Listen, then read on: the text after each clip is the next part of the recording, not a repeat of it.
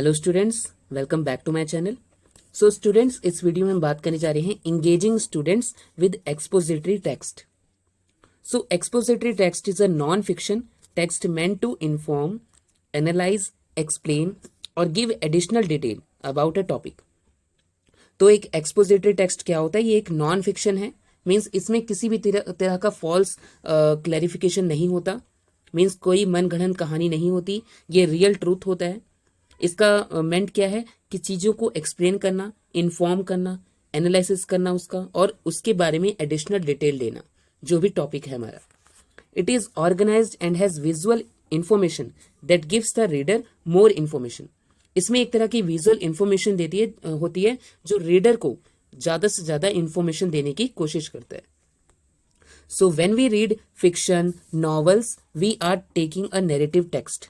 तो जब भी हम किसी फिक्शन नॉवल को पढ़ते हैं तो हम नैरेटिव टेक्स्ट को लेते हैं।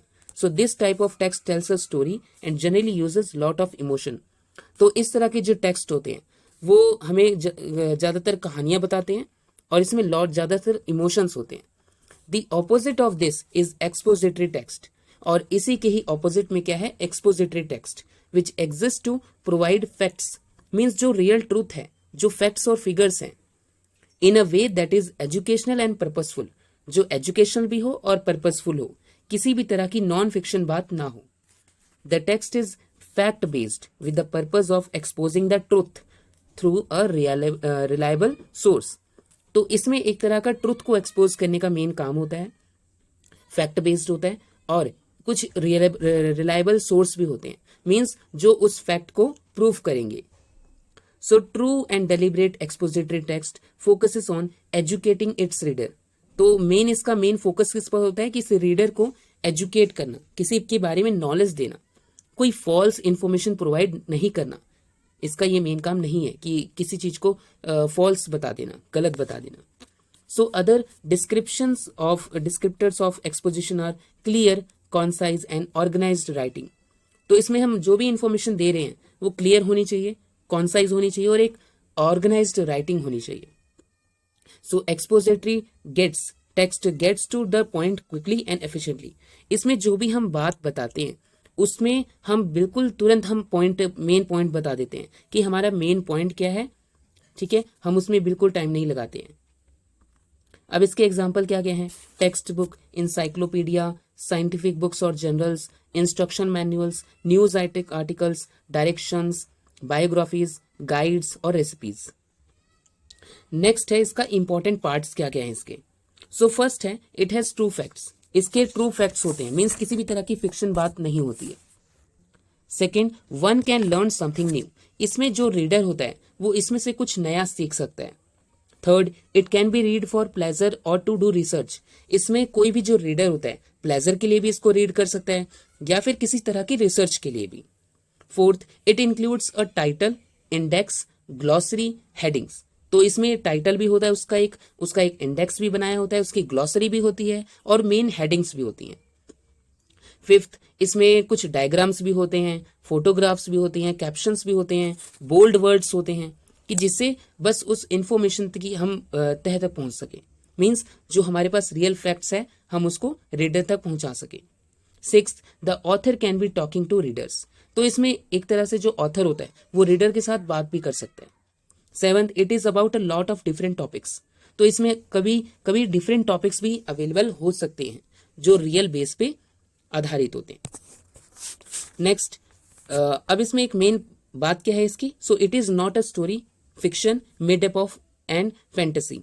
ये मैंने आपको पहले ही बताया, किसी तरह की स्टोरी नहीं होती है, फिक्शन नहीं होता, कोई मनगढ़ंत कहानी नहीं होती है कि किसी ने इसको बनाया और पेश कर दिया, किसी तरह की फैंटेसी नहीं है। ये एक नॉन फिक्शन और इसमें कुछ फैक्ट्स भी हैं, फैक्ट्स एंड फिगर्स भी हैं। सो टेक्स्ट स्ट्रक्चर। अब इसमें जो एक्सपोजिटरी आपका टेक्स्ट है इसका टेक्स्ट स्ट्रक्चर क्या होता है? So text structure refers to how the information within a written text is organised. किस तरह से जो इंफॉर्मेशन है वो ऑर्गेनाइज्ड है। So this strategy help student to understand the text represent a main idea and details. ये reader को main idea और डिटेल के बारे में बताता है। The cause and then it effects. इसके कॉज क्या है, इसके इफेक्ट्स क्या हैं। And third, different views of the topic. कि इस टॉपिक के डिफरेंट व्यूज क्या क्या हो सकते हैं। So teaching student to recognise common text structure can help student monitor their comprehension. तो इस तरह से जब हम किसी चीज के जब हम स्टूडेंट को टीच करते हैं रिकॉग्नाइज किसी कॉमन टेक्स्ट को स्ट्रक्चर को पहचानने में, तो हम उसकी कॉम्प्रिहेंशन को इन्हांस करते हैं। नेक्स्ट इसके बेनिफिट्स क्या क्या हैं। सो इससे जो स्टूडेंट्स हैं वो आइडेंटिफाई करना सीख सकते हैं, चीज़ों को एनालाइज करना सीख सकते हैं, ठीक है, इससे उनको नॉलेज मिलती है। सो अब हम बात करेंगे एक्सपोजिटरी टेक्स्ट के कॉमन टेक्स्ट स्ट्रक्चर की।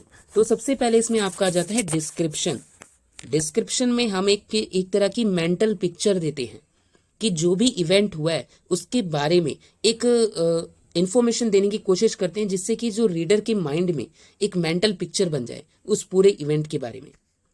मीन्स इसमें हम उसमें कैरेक्टरिस्टिक्स उसमें इंक्लूड करते हैं, फीचर्स होते हैं, एट्रीब्यूट्स होते हैं और कुछ एग्जाम्पल भी होते हैं, ठीक है। सो इसमें कीवर्ड्स क्या क्या हैं, जैसे इसके कीवर्ड्स क्या हैं, characteristics, for instance, such as और is like, including, to illustrate.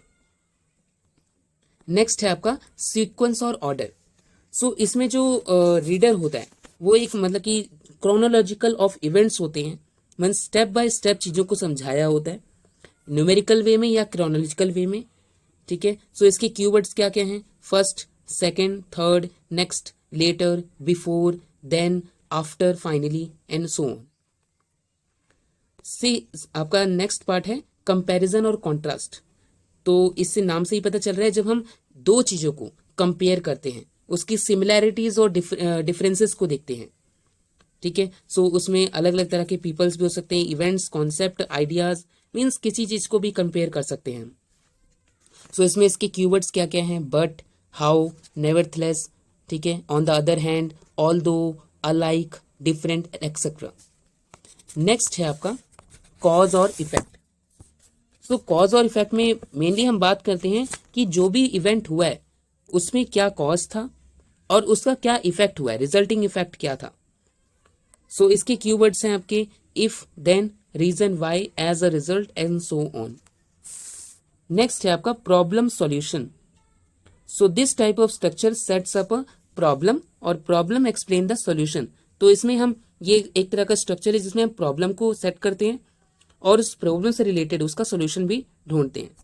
तो इसके कीवर्ड्स क्या क्या हैं, problem is, because, so, that and etcetera. Next है आपका एडवांटेजेस और uses of expository style of text.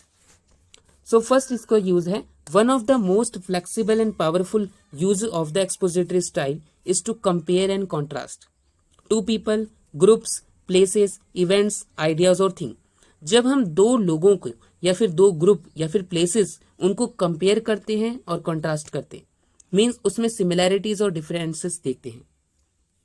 Second, an exposition could be written to clarify and divide many different people, group, places, event, ideas और things. इसमें हम चीज़ों को clarify करते हैं और डिवाइड करते हैं, उनके अलग अलग, उनको कंपेयर करके उनके डिफरेंसेस और सिमिलैरिटीज देख के। Third, some types of expository writing are particularly use in certain subject area. कुछ तरह की एक्सपोजिटरी राइटिंग को हम अलग अलग एरिया में यूज करते हैं। Expository style can be use to explain the causes and effects, means उस चीज का कॉज क्या था, उसका इफेक्ट क्या हुआ, ठीक है, जैसे कि आपकी नेचुरल इवेंट्स इन साइंस में। So you can write a process exposition to explain how to carry out calculation और solve a problem in mathematics.